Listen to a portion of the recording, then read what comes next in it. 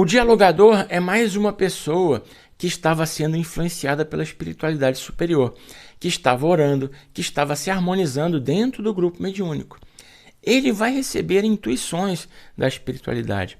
O dialogador ele também está em outra vibração. E quando o dialogador está realmente inspirado, realmente em contato com a espiritualidade, é muito comum que a gente receba um espírito que quer xingar, que quer falar um monte de besteiras. E quando chega um dialogador com uma energia carinhosa, uma energia mais elevada, uma energia mais num padrão divino, o que ele faz é que ele contamina imediatamente o médium e aquele espírito. Ambos sentem aquela energia elevada do dialogador, uma energia de carinho, uma energia de amor, algo de alguém que quer realmente tratar uma pessoa que está doente, uma energia que diz que ele se importa com aquele espírito que está ali se comunicando. Então, pela terceira vez, no mesmo momento, vem uma energia mais elevada e modifica o padrão. E às vezes alguns espíritos simplesmente não conseguem ofender aquele dialogador. Tem dialogadores que são imunes. Pela envergadura moral deles, o espírito os respeita. Pela energia que eles emitem, os espíritos não conseguem ofendê-lo. Eles mudam na hora e o médium sente aquela mudança de vibração. E normalmente, o espírito que se comunica, ele não está preocupado com o médium ou com o dialogador. Ele não quer de verdade ofender essas duas pessoas. Normalmente, os únicos espíritos que chegam com o intuito de ofender o dialogador e o médium, de graça, digamos assim, são os espíritos que não estão gostando do trabalho que essas pessoas estão fazendo, de ajudar os encarnados e os desencarnados. Esses espíritos, sim, eles já chegam para atacar.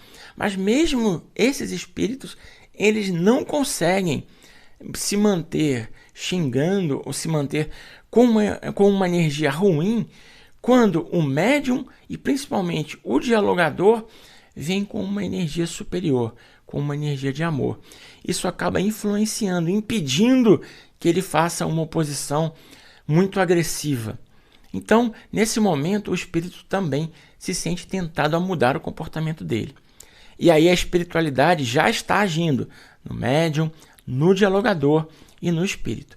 E aí os espíritos que guiam aquele dialogador vão influenciando na conversa e vão chamando tópicos para o qual aquele espírito é sensível. Às vezes é o sofrimento do próprio espírito.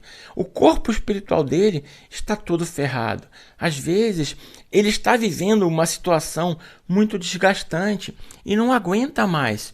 E aí o dialogador é intuído a tocar nesses pontos.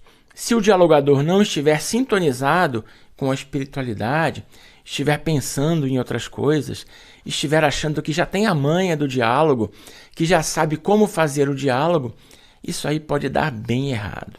Eu já vi alguns casos em que o dialogador achava que tinha o controle do espírito que estava dando a comunicação, que tinha o controle do diálogo, que já sabia exatamente o que falar para convencer aquele espírito. E por 2 vezes eu vi acontecer errado. Uma vez, o que ele fez? Eu vou falar sobre a família desse espírito. Eu vou chegar e vou dizer: olha, as pessoas da sua família estão com saudade de você. Lembre-se deles. E aí o espírito realmente se lembrou. Ele falou o seguinte: eu detesto as pessoas da minha família. Eles me fizeram muito mal. Eles não gostam de mim e não querem saber de mim. Então aquilo trouxe uma memória ruim para aquele espírito. E o diálogo não seguiu numa boa direção. O dialogador não conseguiu se manter bem e manter aquele espírito numa vibração mais elevada. Ele não conseguiu convencer aquele espírito a parar de obsediar quem ele estava obsediando. Então, o diálogo, o papel do dialogador não é simplesmente achar diálogos que se repetem sempre e que sempre vão funcionar.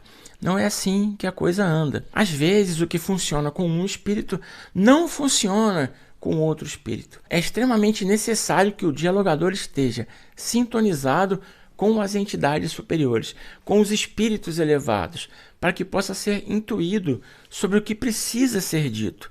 É preciso que ele ouça o que aquele espírito está ali a fazer. Ouvindo o espírito, percebendo o sofrimento daquele espírito, percebendo o que lhe toca, estando conectado com a espiritualidade mais elevada, sem a curiosidade de querer extrair informações daquele espírito que está sofrendo, o dialogador vai conseguindo tocar fundo naquele espírito.